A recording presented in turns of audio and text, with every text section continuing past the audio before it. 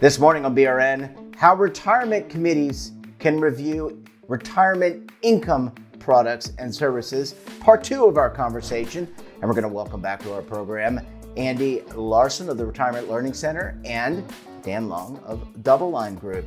Andy, Dan, great to have you back on the program this morning. Thanks for having us back. Agreed. Yep, always great to talk to you guys. Really appreciate the conversation. And Dan, when we left off, you hinted at this, and I want to set this back up, or have you set it back up. I don't want to do it. Let's talk about that fiduciary review process. I want you to get that analogy together that you talked about yesterday. What does that fiduciary process look like to evaluate this continuously evolving retirement income product set? Yeah, each plan is unique, so kind of each process will actually look a little different too, Jeff, depending upon kind of, I think we said about your advisor you use, your consultant you use, the tools and resources that company has and uses. So that's what's going to make it look a little different. It actually might look a lot the same though, because if you don't want to be too complicated and really keep things simpler, I think those simple processes, Andy, might look a lot similar. But regardless, any prudent process, Jeff, should follow kind of a repeatable process. It should be aligned with the plan's objectives. It has to address participant demographics and needs, right? And that's where an advisor, an institutional consultant, an investment policy statement, that's where those things help. But any process really has to start kind of by dividing up all of these, old products and services and these new products and services coming out every day. And you have to use consistent language too, right, Andy? I mean, consistent language to evaluate these alternatives is important. That's why in the toolkit, we created that sample evaluation process by capturing kind of all retirement income alternatives by making them purple. It's in plan, out of plan. I think we spoke about that, a lot of different types.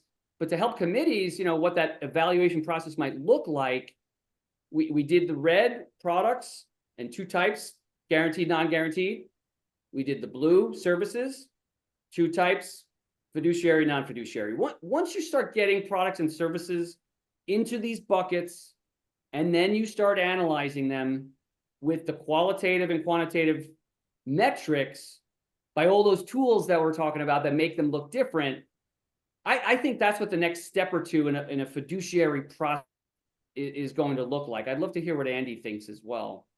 Yeah, Andy, pick up on that, what Dan said, and then I just want to tee you up for this next question. Let's talk about that education, and I think to Dan's point, simplifying the retirement income message, because, just based on our conversations, I think it needs to be simplified.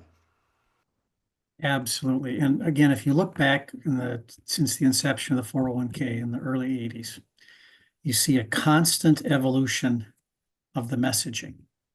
And traditionally, the messaging has been accumulation.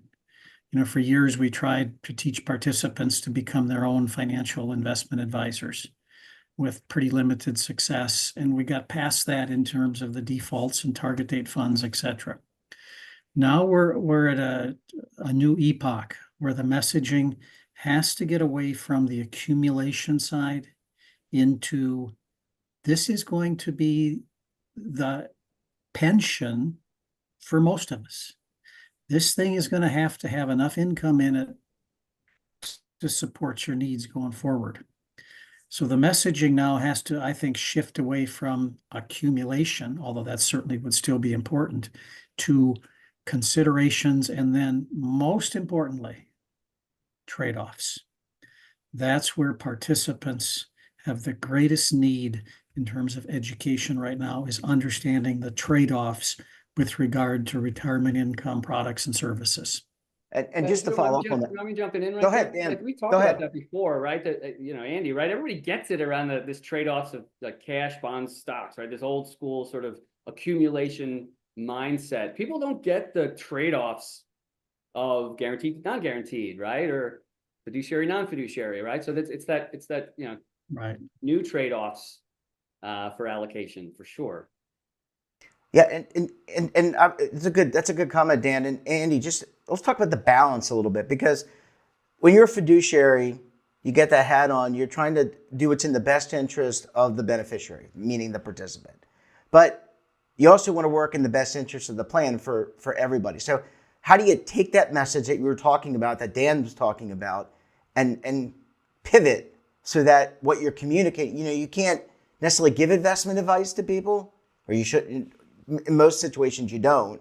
So how do you balance the messaging there? Yeah, Andy? I don't think it's an either or. Again, if we go back to the tenet of ERISA, that you operate the plan in the best interest of the participant. If the bulk of the participants don't have pensions, in effect, the 401k becomes the de facto pension.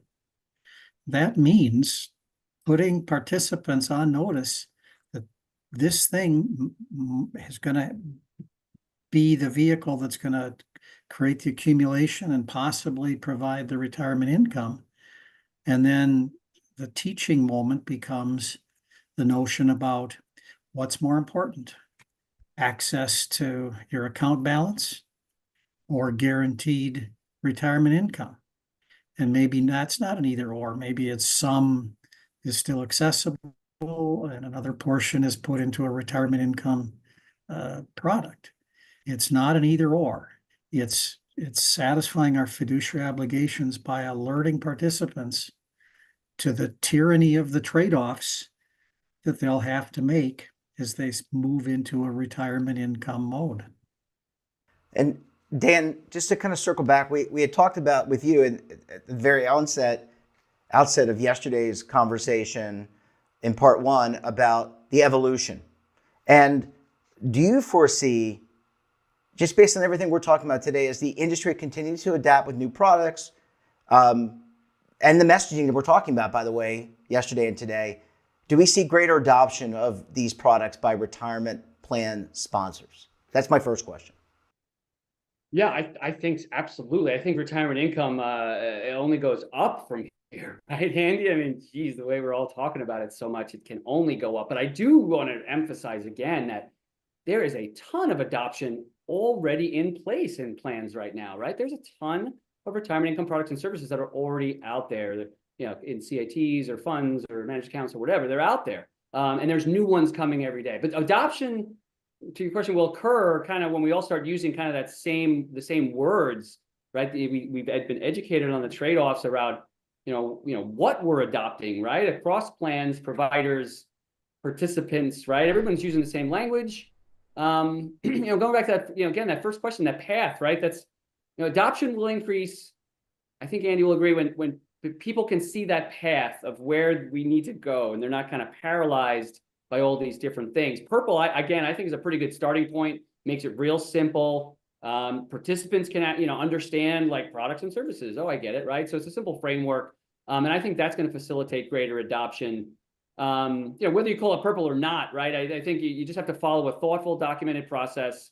And I have to say, don't be over influenced by products and services as well, right? There's a process, and picking those products and services is I don't know where I'm pointing, but that's that way. It's down the line of the process.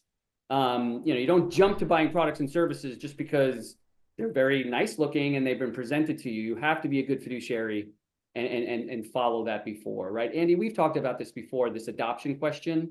What's been holding it back? I think that path, people just don't see where it should go. Yeah. What do you think? Yeah, you're absolutely correct, Dan. It's no different than 30 plus years ago when 401ks and the early 401ks were trustee directed. And then we started permitting self-direction, but then you had to curate an investment menu. Plan committees were clueless how to select mutual funds. They were clueless about cash, equity, debt instruments. They were uncomfortable with it. They're comfortable now. We've got the same thing. We're at the early stages of the same thing with retirement income products and services. You get your early adopters, they'll get, industry attention. And in 5 years, 8 years, this will be a common situation for most committees in terms of evaluating retirement income products and services. So I want to circle back, and I'll start with you, Dan, and I'll go to Andy. We've talked a lot about adoption and adoption of these products. You got to have a process. You talked about the analogy to bucketing and having a thoughtful process. It's one thing to have plans adopt a retirement income product. The other part of this is getting participants to use the products. Talk about that, Dan. Do we need to do a better job of informing participants and getting them to actually use these products as well? Yeah, absolutely. I think it comes from like a combination of things, right? I mean, obviously the largest hammer is automatic enrollment, automatic distribution. Who knows? There might be some sort of automatic distribution, thing that's happening. There's a lot of people from EBRI and, not EBRI, but some other folks working on, qualified default kind of rules for distribution, right? I think that, that safe harbor auto something will probably be the biggest adopting force that's out there, but that's only everybody that's automatically enrolled, right? I think providing a couple of 2-3 solutions and products and services in each plan will provide people enough alternatives, because we talked about it. People really got cash bound stocks, and then when they got it, they were able to build asset allocation with multiple products. Same thing for retirement income. It's multiple products of any retirement income allocation. It's guaranteed, non-guaranteed. It's Social Security, maybe annuity, maybe a pension, but it's definitely and could be the largest part of your retirement income stream is what's inside that workplace plan. So the diversification of all of those products, either through automatic enrollment or through individual selection and availability and understanding the products, that coming together, Jeff, I think will continue to drive adoption. Yeah, good point. And Andy, just to kind of close out this segment, education, I know, is top of mind for you because that's what you're the Retirement Learning Center. It's about learning, education. So building off of what Dan mentioned, how do you get usage by participants to continue to grow? Is it through the auto enrollment, the auto escalation, the auto diversification, for lack of a better term, or is it a combination of things? Clearly, it's a combination. 2 quick points. Number one, I am very optimistic that participant behaviors will gravitate toward appropriate retirement income products and services once the messaging gets taken care of. But also, just from a default perspective, like target date funds being the accumulation default, surprisingly, we've already been down this path with the Retirement Equity Act in 1984. The original bill, even for defined contribution plans, the default disbursement option was a qualified and joint annuity. That has already been the default, and there's still a few old plans that still have that out there. Now, the IRS rules watered that down a bit, but we've been down the default route in this, and I think it's going to be back to the future in some respect as we move forward. Yeah, well, it's been shown to work with the Pension Protection Act, and obviously in 1984, which, by the way, I was 12 back then, just saying I wasn't working on retirement plans, but I don't want to date myself. But, there's a lot more here. I think we're going to be having more and more of these conversations. And look, these are good conversations to have. Dan, Andy, so great to see you. Thanks for joining us, and we look forward to having you both back on the program again very soon. Thank you Thanks, very Jeff. much. And don't forget to subscribe to our daily newsletter, The Morning Pulse, for all the news in one place. Details, of course, are at our website.